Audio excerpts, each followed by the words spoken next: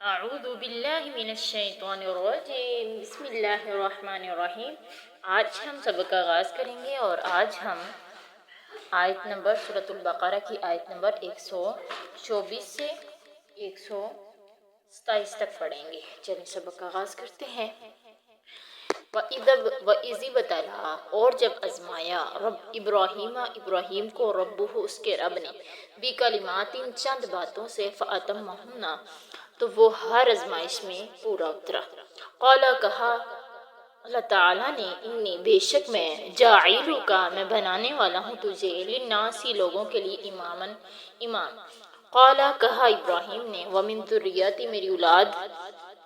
قال کہا لا ینال عہد الظالمین میرا عہد ظالموں تک نہیں پہنچتا۔ اللہ تعالیٰ فرما رہے ہیں کہ جب اللہ تعالیٰ نے ابراہیم علیہ السلام کو چند آزمائشوں میں مبتلا کر کے آزمایا، حضرت ابراہیم ہر آزمائش میں پورا اترے۔ اللہ نے کہا کہ میں تجھے تمام عالمین کے لیے امام بنانا چاہتا ہوں، تمام لوگوں کے لیے۔ کہا میری اولاد میں سے بھی کوئی امام ہوگا؟ کہا اللہ تعالیٰ نے میرا عہد ظالموں تک نہیں پہنچتا۔ وَإِذْ اور جب جعلنا البیت بنایا ہم نے بیت اللہ کو مثابۃ للناس ثواب کی جگہ لوگوں کے لیے، وامنا اور امن کی، واتخذوا من مقام ابراہیم مصلی اور تم پکڑو مقام ابراہیم کو جائے نماز، وعہدنا اور ہم نے لیا الی ابراہیم سے اور اسماعیل سے عہد لیا کہ ان طہیر بیتی یہ کہ وہ پاک کرے میرے گھر کو للطوافین طواف کرنے والوں کے لیے، اعتکاف کرنے والوں کے لیے، رکوع اور سجدہ کرنے والوں کے لیے۔ اللہ کہہ رہے ہیں کہ جب ہم نے بیت اللہ کو لوگوں کے لیے باعث ثواب باعث امن بنایا اور ہم نے کہا کہ ابراہیم کے مقام ابراہیم کو اپنی نماز کی جگہ بناؤ، اور ہم نے ابراہیم اور اسماعیل سے عہد لیا کہ وہ میرے گھر بنائیں گے اور طواف کرنے والوں، اعتکاف، رکوع سجدہ کرنے والوں کے لیے پاک کریں گے۔ وَإِذْ قَالَ إِبْرَاهِيمُ رَبِّ اجْعَلْ هَٰذَا بَلَدًا آمِنًا جب کہا ابراہیم نے میرے رب اس شہر کو امن والا بنا دے، وَارْزُقْ أَهْلَهُ رزق دے اس کے رہنے والوں کو، مِنَ الثَّمَرَاتِ پھلوں سے، مَنْ آمَنَ مِنْهُمْ بِاللَّهِ جو کوئی بھی ایمان لے کر آئے گا ان میں سے، وَالْيَوْمِ الْآخِرِ اور آخرت کے دن میں سے۔ قال کہا ومن کفر جو کوئی بھی کفر کرے گا فأمتعه قلیلا تو میں فائدہ دوں گا اسے تھوڑا، ثم اضطرہ الی عذاب النار پھر میں بے بس کروں گا اسے دوزخ کی آگ کی طرف، وبئس المصیر بری جگہ ہے پھر جانے کی۔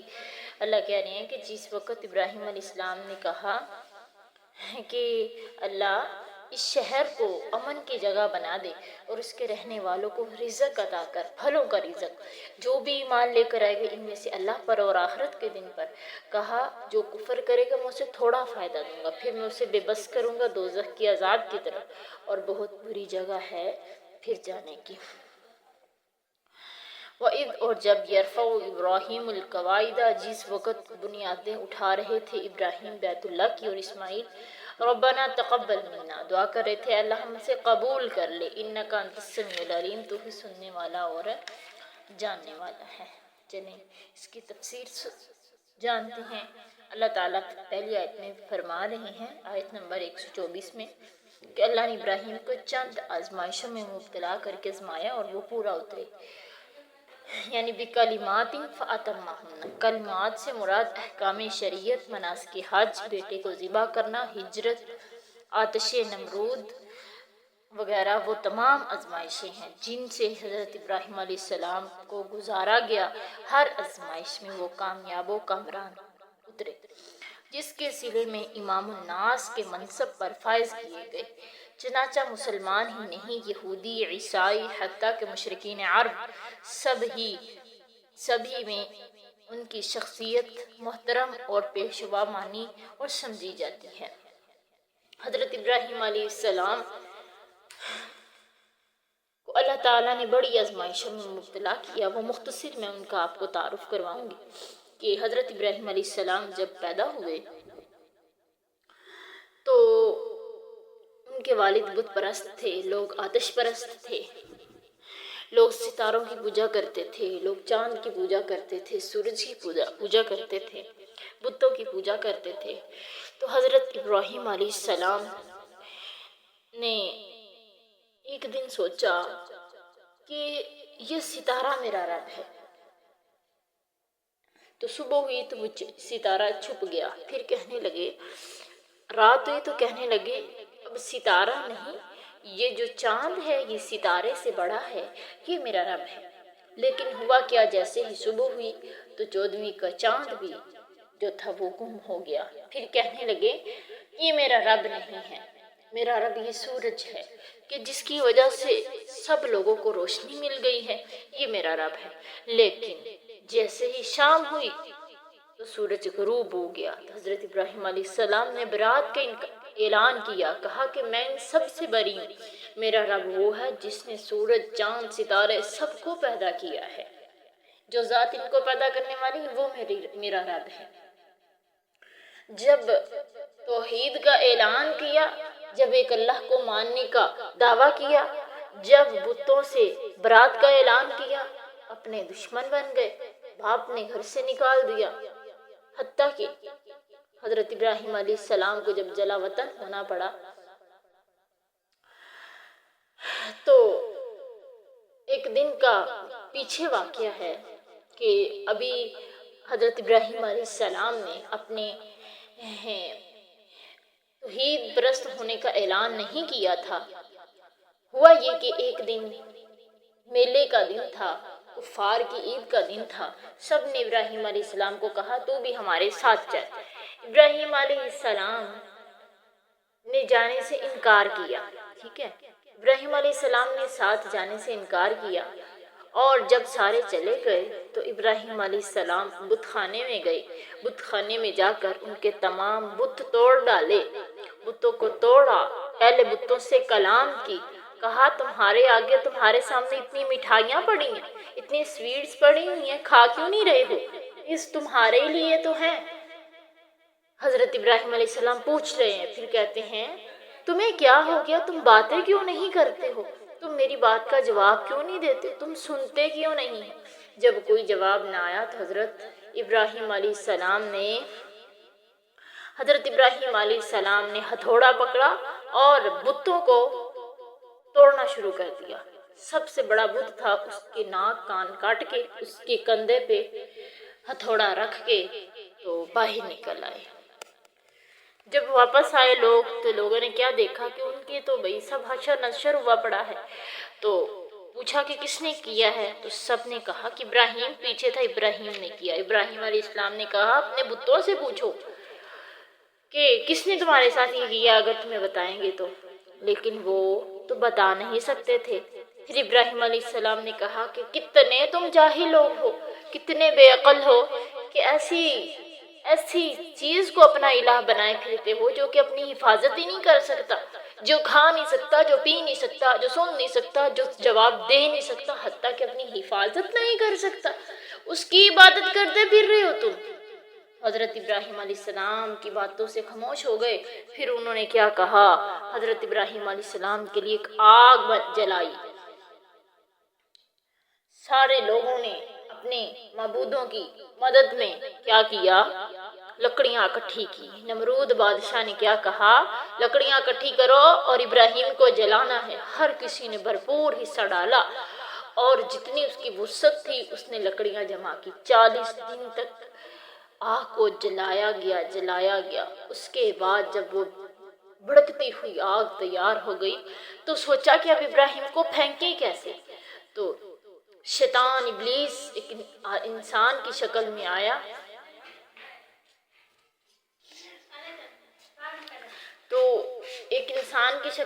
اور کہنے لگا کہ اب اس کو پھینکنا ہے تو تم اس طرح کرو، منجنیق تیار کرو، منجنیق میں ابراہیم کو بٹھاؤ اور پھینک ڈالو۔ پھر منجنیق بنائی گئی، حضرت ابراہیم کو پھینکا گیا۔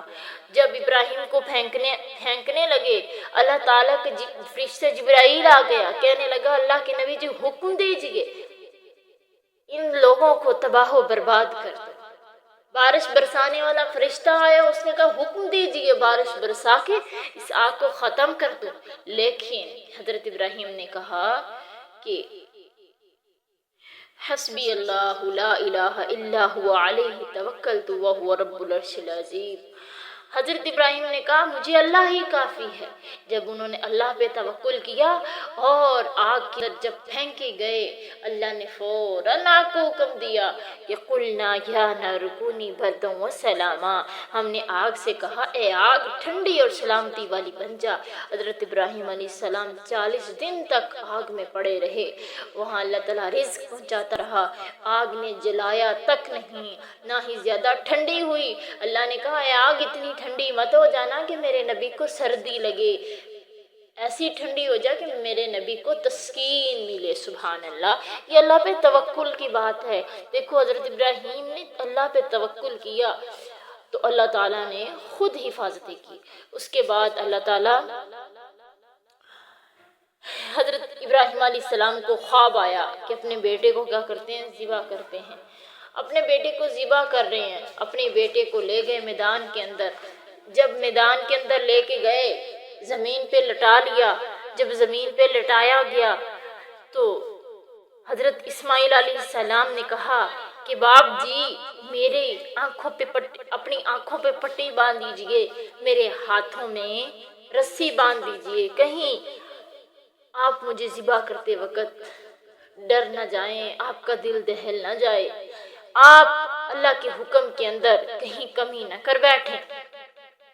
حضرت ابراہیم علیہ السلام نے جب ایسے کیا تو حضرت اسماعیل کو جب لٹایا تو کیا ہوا، جب چھری چل گئی، چھری چلا کے کہا اللہ تیرا شکر ہے کہ تو نے میری قربانی قبول کر لی۔ اپنی آنکھوں سے پٹی ہٹائی تو اسماعیل سامنے کھڑے ہیں، نیچے دمبا ذبح ہوا ہے، لیکن وہ تو اپنی طرف سے ذبح کر کے بیٹھے تھے نا، کہ ابراہیم علیہ السلام نے تو یہی سوچا نا، جب چھری چلی تو یہی سمجھا نا کہ یہ دمبا نہیں، یہ بلکہ میرا اسماعیل ذبح ہو چکا ہے۔ تو یہ بیٹوں کی اولاد کی قربانی ذبح کرنا اپنے ہاتھوں سے کوئی چھوٹی بات نہیں ہے۔ تو اس آزمائش میں بھی حضرت ابراہیم علیہ السلام پورے اترے۔ اسی طرح جب ہجرت کا واقعہ، جب ہجرت کرنے لگے تو حضرت ابراہیم علیہ السلام کی بیوی سارہ بڑی خوبصورت تھی، صحیح البخاری کی حدیث ہے۔ ابراہیم علیہ السلام جب نکلے نا ہجرت کے لیے تو راستے میں ایک بادشاہ تھا جو کہ اتنا ظالم تھا کہ اگر کوئی خوبصورت عورت دیکھتا تھا اس سے وہ بدسلوکی کرتا تھا، زیادتی کرتا تھا۔ اگر اس کے ساتھ اس کا شوہر ہوتا تھا تو اسے قتل کر دیتا تھا، اگر کوئی اور بہن بھائی ہوتا تھا تو اسے کیا کرتا تھا، واپس بھیج دیتا تھا۔ حضرت ابراہیم علیہ السلام کی بیوی سارہ بڑی خوبصورت تھی۔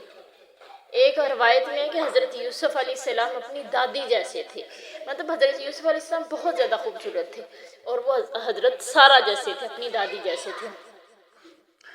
تو حضرت سارہ علیہ السلام کو جب وہ بادشاہ لے گیا تو اللہ تعالیٰ نے خود حفاظتیں کی، نبی کی بیوی کی، حضرت سارہ کی حفاظتیں کی۔ وہ آدمی جب بھی حضرت سارہ کے پاس آتا تو کیا ہوتا کہ اسے دورہ پڑ جاتا اور گر جاتا۔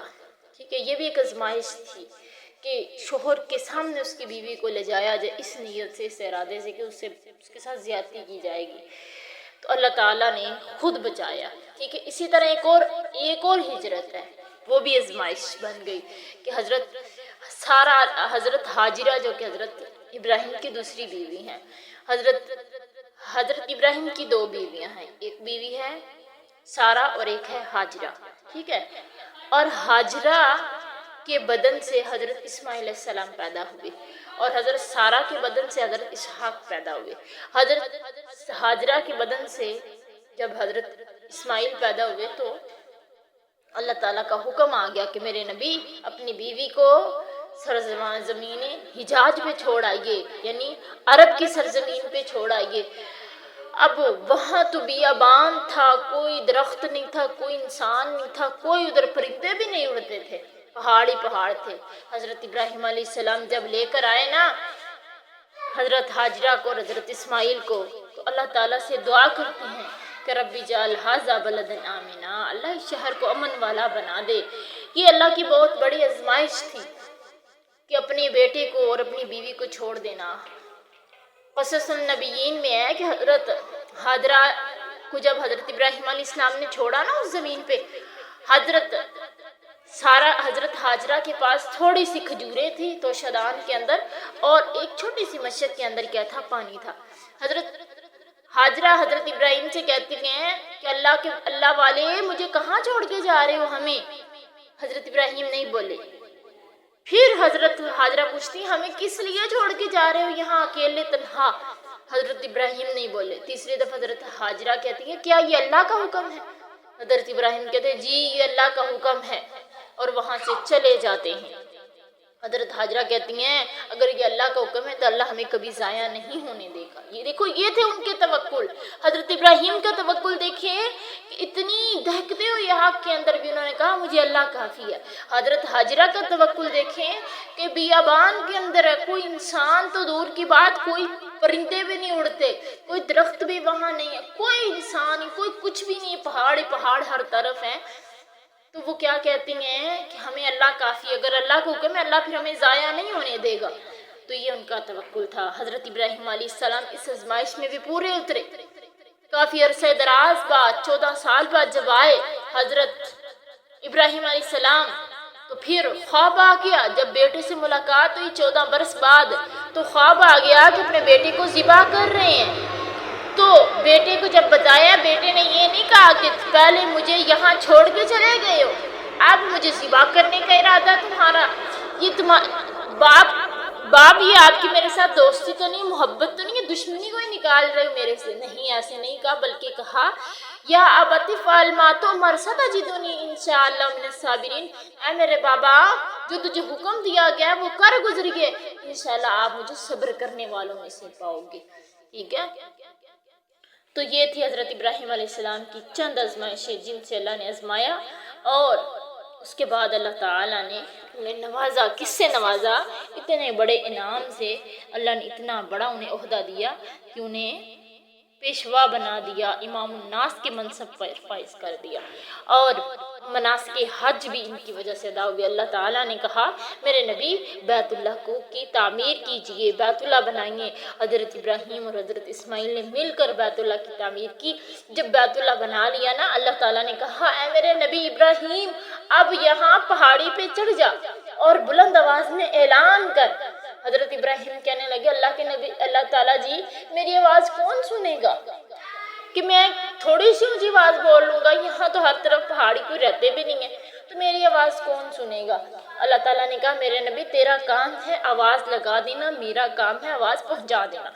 हदीस में आता है आप सल्लम ने फरमाया कि हजरत इब्राहिम ने जब ये अजान दी ना, बैतुल्लाह की तरफ पुकारा, अजान दी, अल्लाह का नाम बुलंद किया, तो अल्लाह ताला ने बनी आदम यानी जो आदम की औलाद अभी पैदा नहीं हुई थी उनकी कानों में ये आवाज़ पहुंचा दी। तो जिसने जितनी मर्तबा हज़रत इब्राहीम की ऐलान पे अज़ान पे लब्बैक कहा, उतनी मर्तबा अल्लाह ताला ने उसे हज उम्रे की सआदत बख्शी है। सुभान अल्लाह। खुदा करे तो हम भी उन खुश नसीब लोगों में शामिल हो जिन्होंने इब्राहीम अलैहिस्सलाम की पुकार पर लब्बैक कहा हुआ हो। अल्लाह ताला हमें उन खुश नसीब लोगों में शामिल करे। तो बाकी इंशाअल्लाह अज़ीम थोड़ी सी तफसीर रहती है, तो वो इंशाअल्लाह अज़ीम कल के सबक में करेंगे क्योंकि लंबा सबक हो गया।